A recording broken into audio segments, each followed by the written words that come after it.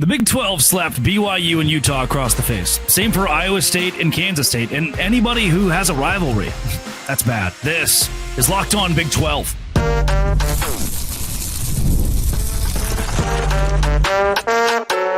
You are Locked On Big 12, your daily podcast on the Big 12 Conference. Part of the Locked On Podcast Network, your team every day. Happy Thursday, everybody. Welcome into Locked On Big 12. I'm Drake Toll from America's #1 Big 12 podcast, Locked On Big 12. Thank you for making this show your first listen every single day. We start the Holy War being in October. Kansas State, Iowa State, what's happening with this conference and why can't we have our biggest games on the biggest day of college football? It does not make sense. Then we'll talk how to fix the Big 12 schedule overall. Here's what needs to happen in 2026 because it just wasn't good this year. And we'll finish with, take that, U.S. government. West Virginia is banning TikTok in its football locker room.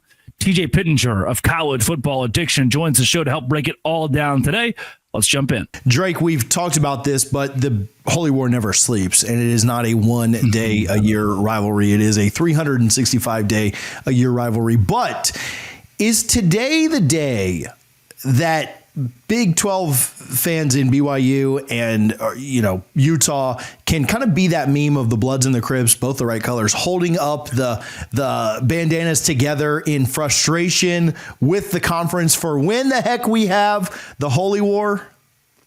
This was a slap in the face to BYU and to Utah. And I was at the game this year. I saw the BYU players storm the end zone and taunt Utah fans after winning the game. I saw Utah fans throw trash on the field. I saw the Utah AD go to that podium and say what he did at the post-game press conference.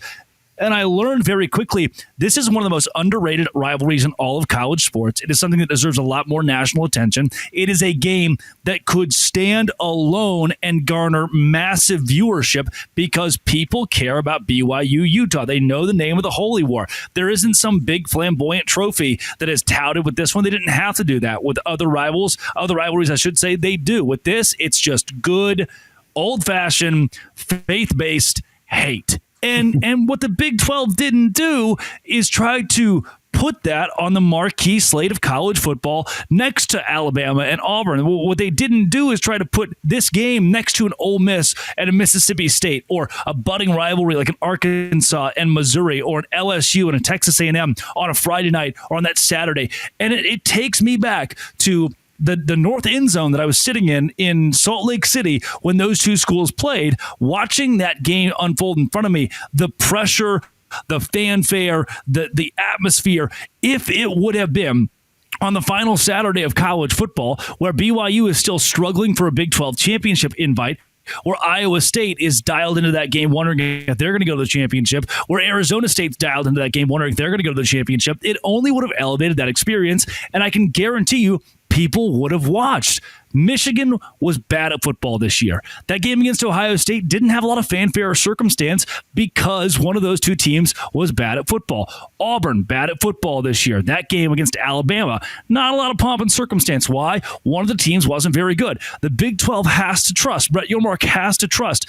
Even in years where both teams are bad, where one team is bad, Utah and BYU can carry the exact same way that an Alabama and Auburn can. BYU and Utah can carry because a team like BYU, or maybe it's Utah next year and the roles have flipped, could be fighting for a spot in the Big 12 championship on rivalry weekend. This is, if we're going to call it our number one matchup in the conference, if we're going to say this is what we want to tout, this is what we want to really blow up the next few years, put it on rivalry weekend. And then the slap in the face got only bigger when you saw that it's not like this conference is altogether going to avoid having rivals compete on that Saturday. They're letting Arizona and Arizona State play that weekend on either Friday or Saturday. That's how the schedule writes it. But they won't let BYU and Utah. That makes no sense to me.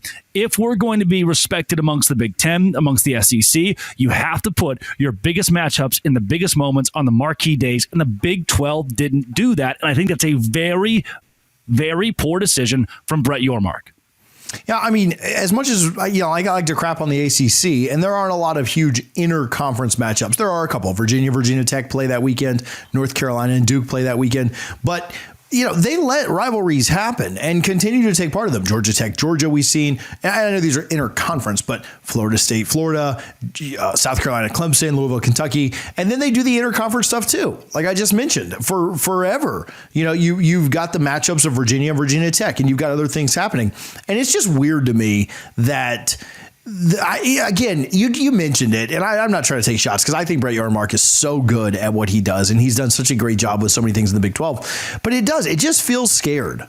Like, hey, we know we can't compete with these other games. How do you know you can't compete with these other games? Like, we all thought Florida State would be a fun game this year. That was terrible, and everybody knew it was going to be terrible. And we all thought that Louisville, Kentucky would be another good game like it was 2 years ago. It was terrible. Louisville won 4 games this year. Like, you just never know. Auburn, Alabama, like you said, not that great. Now, Michigan, Ohio State, we didn't think it was going to be good going into the game. Ended up being a great game. But how can you know one way or the other? And so that's, to me, like, again, I'm not trying to call out Brett Yormark. I think he does a really good job, and he's probably not listening. If you are, Brett, please subscribe. But it just feels scared. It feels scared of the big boys. And again, if you're going to tout this open for business and tout all this conference pride in the Big 12, then go out against the big boys and pull a number, because BYU pulls some numbers. We know that firsthand. And so it feels so scared and so disrespectful to me. It is. And I think to put the word scared and disrespectful in the same sentence there is spot on. If you're an athletic director, you feel slighted by this. If you're Tom Homo, you don't like that. If you're Mark Harlan, you don't like that your conference doesn't believe in you. And yeah, the league can say, well, we're going to make our own way with this and put our rivalries on special days and keep them separate and try to make ourselves unique. No one's buying that. Yeah. This isn't about being unique. It's about it's doing what college football and the NFL do for each other. They avoid each other. You're avoiding them because you don't want to be overshadowed by a game that might honestly not overshadow you, because there are so many rivalry duds this year. The only rivalry that can make its bed as a standalone midseason rivalry to me is Texas-Oklahoma. Outside of that, everybody else is playing on that Saturday. And if you want to be, when we talk about the great rivalries in college football, we don't talk about Penn State, Ohio State. I bet we would if they played it on Rivalry Saturday. Why? Because that's when the rivalries are played. That's when the big games are. That's when we decide who goes to the Big Ten championship, the SEC championship, the Big 12 championship. Why on that day will BYU and UCF suit up against one another? It doesn't at all. It doesn't make a lot of sense. And I also don't know, from like a real practicality standpoint, like, there are really big games every weekend. And I'm not saying that anything else outside of that is going to be bigger than BYU-Utah. I don't have the full schedule in front of me of all of college football. But there's a massive matchup in the SEC every weekend that you got to compete with, right? Oh, Tennessee, LSU are playing. Well, we thought we were going to have our big game that day, Yeah, like it's not just, what's the weekend of that? I'll tell you who's playing in the ACC. Or what weekend is it? Oh, I don't even know. I didn't pick it up. Yeah. Like, no clue. There are huge games every weekend, And so in all practicality, like, you put a good game out, people are going to watch it. Like, that's what it comes down to. There is so much streaming now. There are so many people with multiple TVs now. The games are going to be watched. And to be very fair with you, like, people are going to watch their games. Like, does moving Utah BYU, does it really move the needle that much in college football to where fans of other teams are now going to watch it? Because, and this isn't a shot at them, but like, where fans of other teams are not going to watch their team play. Like, I'll tell you, I didn't watch any of Rivalry Saturday because I was in Tallahassee. I was watching the game live there. I didn't see one snap of anybody else's game. So, I mean, I didn't see the Iron Bowl. I didn't see Ohio State, Michigan. I got clips on Twitter and tried to follow along. I rewatched the replays, but in all practicality, like, it's not only looks scared, I don't even know how effective it is. No, if you want to watch the game, you're going to find a way to do it. And really what dictates that, by and large, brand and then those little numbers next to your name. The smaller those numbers, if you're number 7 against number 9, no matter what two schools those are, Indiana proved this, people are going to turn the TV on because they love top 10 matchups. So if BYU is playing Utah in a top 10 matchup on October 8th, I don't care as much as I do on November 22nd, and that's just the way college football goes. Yeah. Today's show is brought to you by GameTime. When I wanted to find tickets to the Super Bowl, GameTime is exactly where I went. GameTime makes it easy to find tickets to the next big event you want to go to with GameTime Picks. The app does all the hard work for you, curating the best deals so you don't have to waste time searching through endless ticket listings. I've been using GameTime Picks for a while, and I love the curated deals. I can grab super deals for a prime seat tonight. Usually can't even believe the value they give you. So before I hit buy, I check the seat view. It's a feature in GameTime where you can see your seat. And the best part, you're covered with GameTime's lowest price guarantee. If you find a better deal somewhere else, they'll refund you 110% of the difference. Ready to make your game and take it to the next level? Download the GameTime app. Create an account. Use code LOCKEDONCollege for $20 off your first purchase. Terms apply. Again, that's LOCKEDONCollege for $20 off. Download GameTime today. Last minute tickets, lowest prices, guaranteed. Drake, let's take just a moment and celebrate, commiserate, whatever you want to call it. The Big 12. I don't know why conferences do this. I don't know why the Big 12 and the ACC wait so freaking long to get schedules out. The SEC and the Big 10, like, I hate to give all the power to all the love here, but like, their fans are able to plan trips. I mean, it's not just a complaint about we don't know the fastest. It's, man, I want to go to Boulder. I want to go to Clemson, South Carolina. I want to go to some of these games, and you don't know about it until February rolls around. The Big 12, the last of the Power Four to put their schedule out today. If you're watching this, then yesterday. But let's talk about the schedule just a little bit. Any high-level takeaways? Congregate, commiserate, anything but consummate with this Big 12 schedule because I hate it. And the reason I hate it is partially because they released this thing so late. I've been pessimistic about it. I think there are ways to fix it. Where I've gotten in the first 24 hours of reactions is now I've gone from the stage of grieving where I'm just mad at everybody and everything, and I'm starting to accept that this is what the schedule is and that there will be ways or could be ways in the future to fix it. And that the first takeaway most Big 12 fans are not very happy with is the lack of a rivalry week. I keep mentioning this. It is appalling that the Big 12 has effectively said publicly, we're not cool enough. We don't have the brand power enough to have a rivalry week.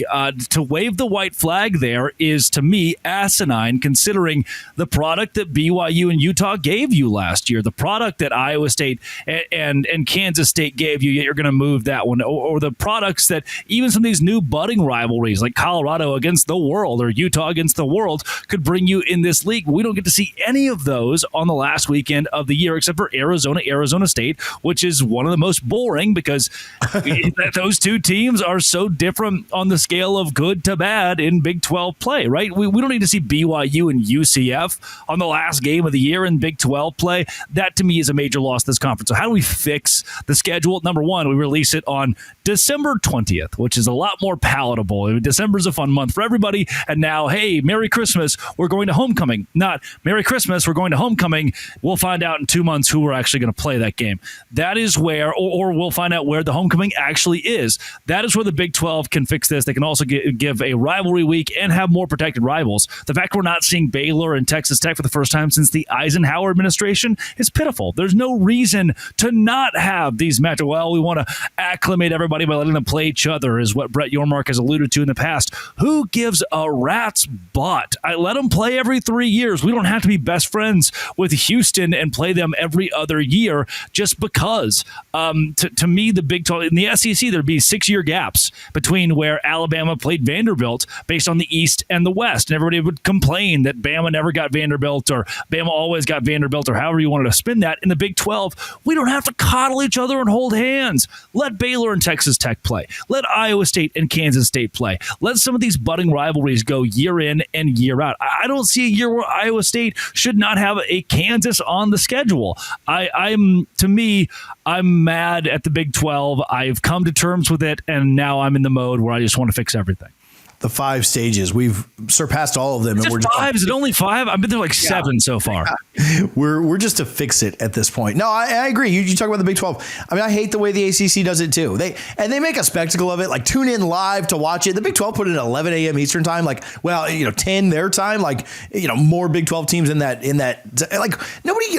Like, people are working. Like, people are doing stuff. Like, the ACC puts it on at 9 o'clock at night, and I'm just like, guys, this is what you're doing to get some. Like, it just doesn't make any sense to me. And then again, just the timing of it. I think the SEC's comes out in like October. Like, I think it's like while the season is going. I could be wrong on that. It's October or November. It's certainly before the end of the year.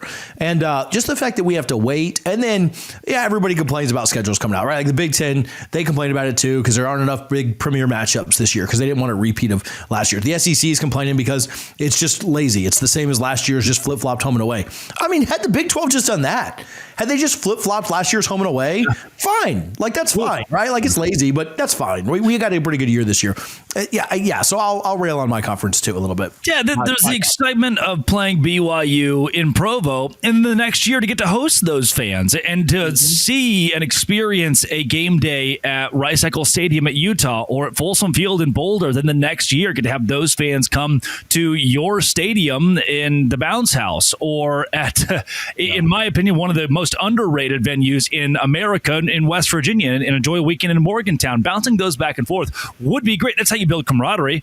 You want to just get everybody together and have a big powwow. Let's all learn to be friends. Do it that way. Don't do it in this hodgepodge mixture where you're killing off major rivalries in this conference. To me, it's a scared way of doing things. And Brett Yormark usually isn't scared. He's a good businessman. I think he's just waving the white flag a little bit too much here, saying we're going to stay away from Alabama, Auburn. We're going to stay away from Michigan and Ohio State. We're going to do our own rivalries sporadically. And I don't think that does a very solid service to the Big 12 Conference. Yeah, don't love it. On the actual schedules, let's talk a little bit about those.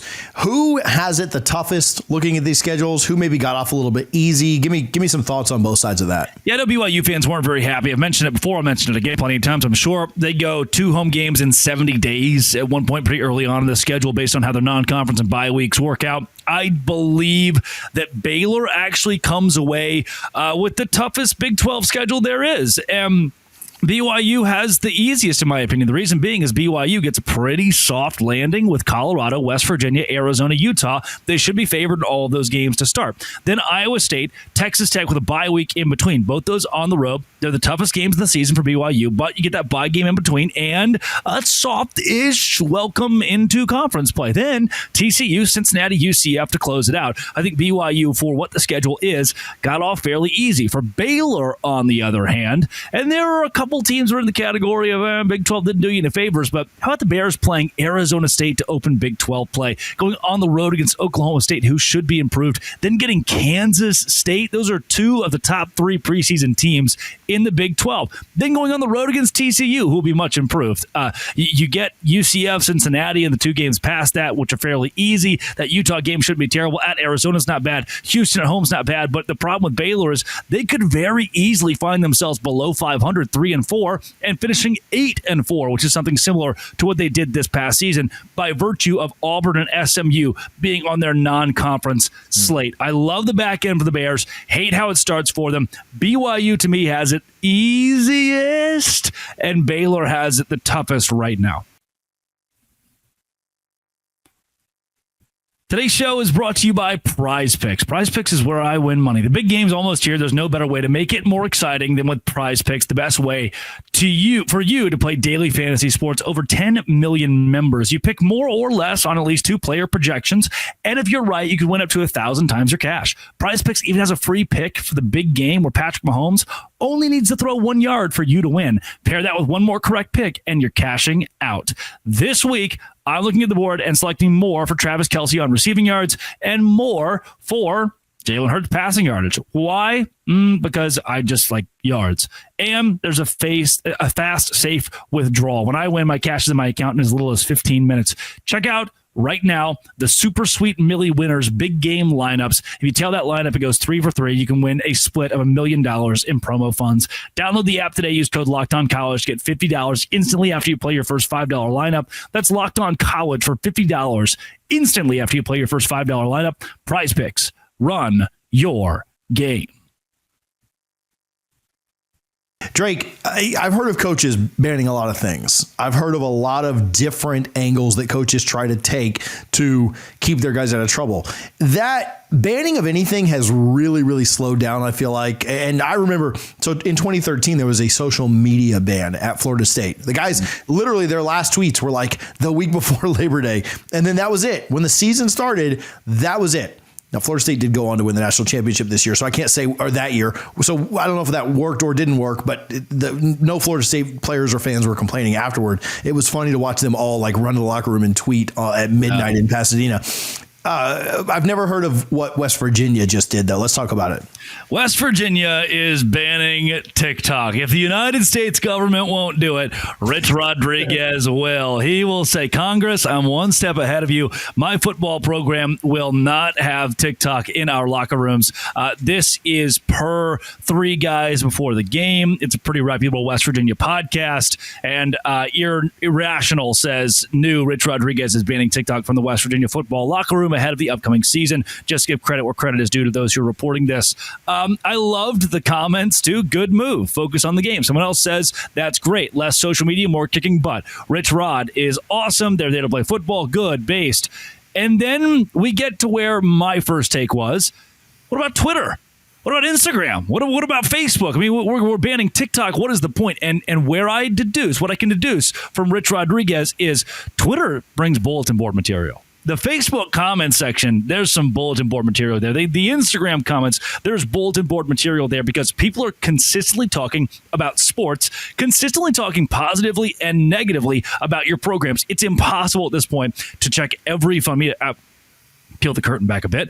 I pledged a fraternity when I was in college, and one of the rules was delete all social media for the X amount of time while you pledge here because you're going to focus on learning the ways of the world in this fraternity. And doing that at a college football level, it's impossible. We can't check every guy's phone and, they hid that app. No, just do TikTok. There's not a lot of sports on TikTok. It's mostly brain rot. There's the dancing and the Let's leave all that to the Savannah Bananas, and we'll let West Virginia focus on football. So no more TikTok in the locker room for the Mountaineers. And I wouldn't be surprised if other coaches who seem similar in the Big 12, like a Dave Aranda or a Mike Gundy, decide to make this call with their players. And to be honest with you, TJ, if I'm serious about football, if I'm a 20-year-old, a 21-year-old who's serious about college football and my future with the sport, I want to make money with the sport, I don't need to be on TikTok in the locker room anyway. I need to be focused on winning Big 12 games. And to instill your culture day one, what Rich Rodriguez is trying to do, to reinstill it, I guess, now that he's back, it's important to have little things like these that the entire team can rally around football, not dancing music videos. Yeah, the thing I'd agree with you on and kind of wonder about is, I think I'm a little bit older than you, and I'm 34 years old. I don't use TikTok personally. I have nothing against it. I just can't be on as many apps as we're on these days. You got to check, like you said, a million things. So I end up just seeing all the cool viral TikToks 3 weeks later on Instagram Reels because I'm a millennial and that's what we do. So I just wonder the effectiveness when I think these guys are still going to get this content and it just show up to them in other formats, right? Like they're still going to, like if somebody, you can say you're banning something, but if somebody really texts one of these guys like, dude, you got to check out this TikTok, it's hilarious. Or it's, it's you're going to enjoy looking at this. We'll just leave it at that. Are they not clicking it? Like they're clicking it. Whether they have to not download the app, like that's one thing, but they're clicking it and they're watching it on their mobile browser.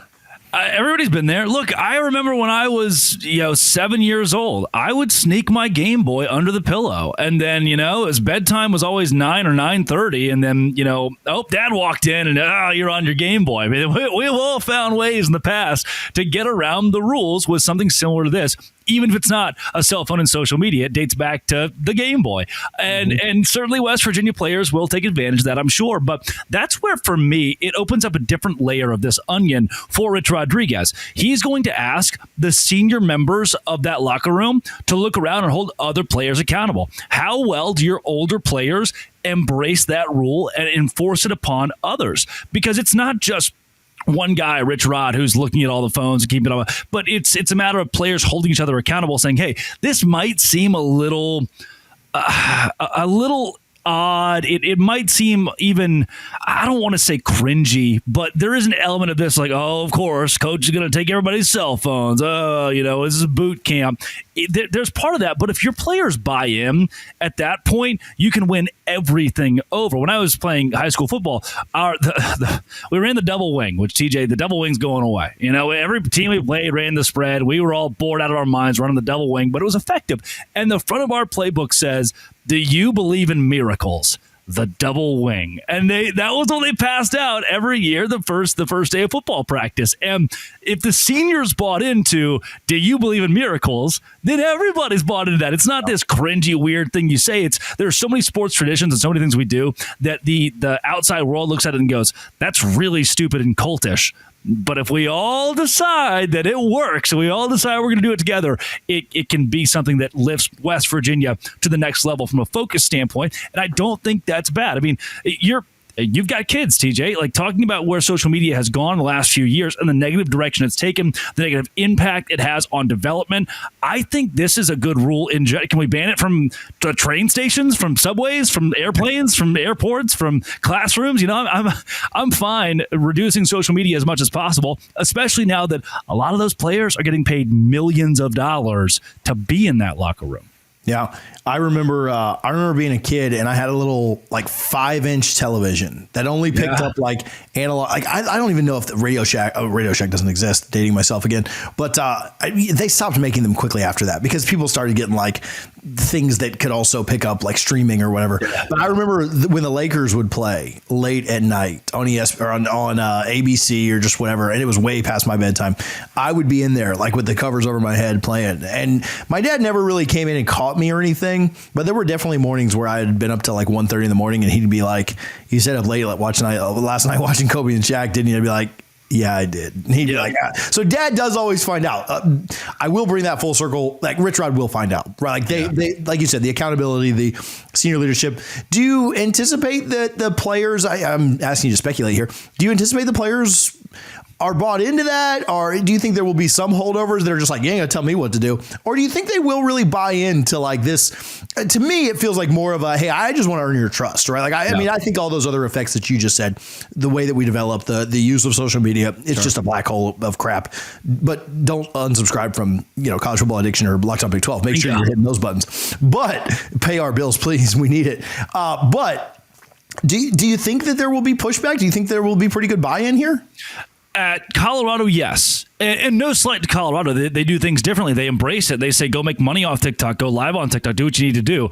At Florida State, at Miami, at even LSU at this point, you can't go around banning TikTok in the locker room. That's not going to fly. At West Virginia, in Morgantown, amongst the coal miners, if you're going to represent that state, which I do think Rich Rodriguez does, he's from West Virginia, you have to be blue collar. If that football program is going to be blue collar, they have to take these little monikers from the head coach and embrace them fully. I believe, based on the culture at West Virginia, the history at West Virginia, that is a program where the players, the seniors will step up and say, we didn't need TikTok anyway. None of us are TikTok famous. Put it down. Let's go to work. That seems to be what the vibe is in Morgantown right now, and it's very positive to build programs.